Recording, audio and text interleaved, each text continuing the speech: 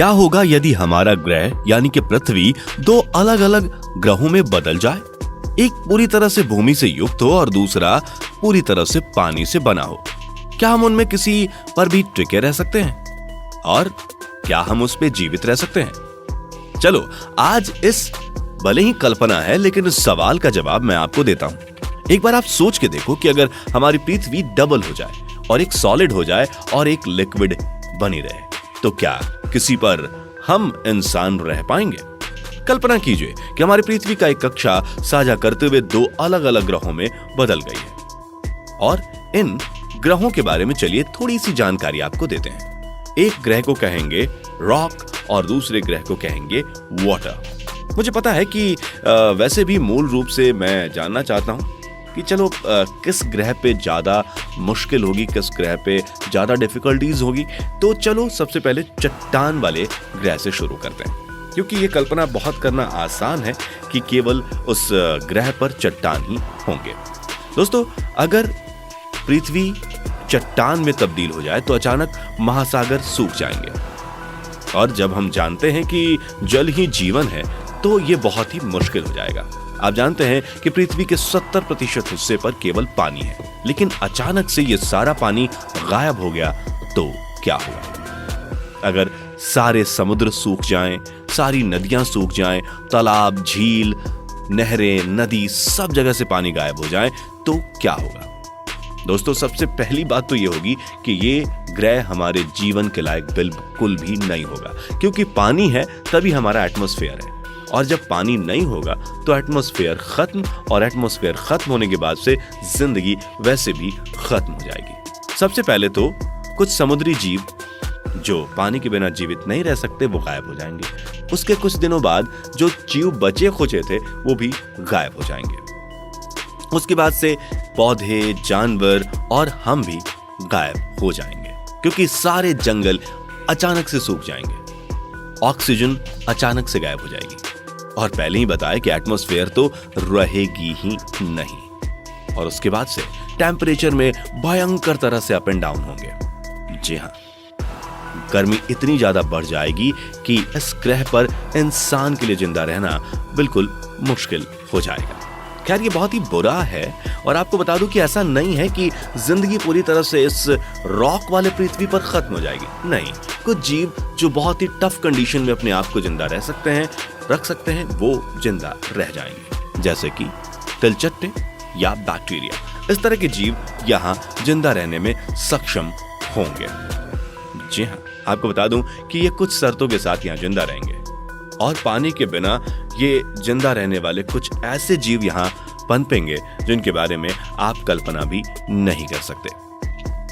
आपको बता दूं कि तापमान में बहुत ज्यादा गिरावट आएगी। दिन के समय जहां तापमान 100 डिग्री सेल्सियस से ऊपर चला जाएगा, वहीं रात के समय ये -20 डिग्री तक हो सकता है, क्योंकि एटमॉस्फेयर ही हमारे ग्रह के ऊपर हीट को जो सूर्य से आता है उसे रोकता है, और एटमॉस्फेयर ही हमारे धरती को गर्म भी रखता है। हमारे धरती पर अप एंड डाउन इतना ज्यादा टेम्परेचर का होगा कि इन जीवों को जो बहुत ही टफ कंडीशन में भी जीते हैं, उनको भी अपने आप को इवॉल्व करना पड़ेगा। दोस्तों, बिना पानी के चट्टान का ये ग्रह बिल्कुल बेजान हो जाएगा। हालांकि कौन जानता है कि शायद किसी दिन कुछ ऐसे जीव सक्षम भी हो जाए जो बेतहाशा इस अप एंड डाउन टेम्परेचर वाले और बिल्कुल नामात्र के एटमॉस्फेयर वाले इस ग्रह पर जिंदा रह सके।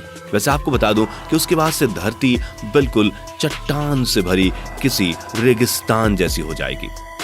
ये एक लाल गर्म ग्रह की तरह होगी, ठीक मंगल की तरह, है ना? एकदम से अमेजिंग। लेकिन वास्तव में ये बहुत ज्यादा गर्म नहीं होगी, ये आवश्यकता से ज्यादा ठंडी भी हो जाएगी। आप देखते हैं कि पानी के बिना कोई वातावरण नहीं होता। वायुमंडल में हाइड्रोजन और ऑक्सीजन सहित अन्य विभिन्न जो भी गैस हैं, वो इन्हीं की वजह से, यानी कि पानी की वजह से ही बैलेंस्ड होते हैं, और इस वजह से ये यहाँ रहते हैं। तो पानी नहीं है तो कोई वातावरण नहीं है, और यह वातावरण जब यहाँ से नहीं होगा तो वो ना गर्मी को होल्ड कर पाएगा और ना ही ठंड को भी होल्ड कर पाएगा, जिस वजह से जलवायु के खत्म होने के बाद से सभी जो धरती के इलाके हैं वो रेगिस्तान में बदल जाएंगे। जो सूर्य के तरफ होंगे वो रेगिस्तान होंगे रेत वाले, और जो सूर्य से दूर होंगे वो रेगिस्तान होंगे, क्योंकि पानी है नहीं तो बर्फ वाले। ऐसा मत सोचो, वहां ठंडा होगा लेकिन बर्फ नहीं होगी। इसके बिना चट्टान धीरे धीरे पिघलते जाएंगे, टूटते जाएंगे और वो रेगिस्तान में बदलते जाएंगे। औसत तापमान शून्य से 100 डिग्री फ़ारेनहाइट के आसपास हो जाएगा, और अगर हम गर्म तापमान की बात करें तो ये धीरे धीरे बढ़कर 300 डिग्री तक चला जाएगा। आपको बता दूं कि सबसे गर्म इलाकों में भी ये 20 डिग्री से अधिक नहीं होगा। और ये गर्म इलाके कहां होंगे? पूर्व के वो महासागर जो सूख गए हैं।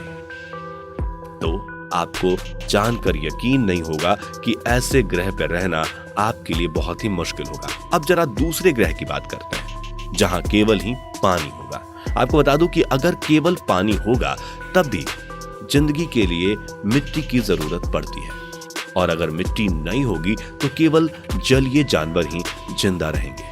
उनके भी जिंदा रहने के लिए मिट्टी पर पेड़ों का होना बहुत ही आवश्यक होगा।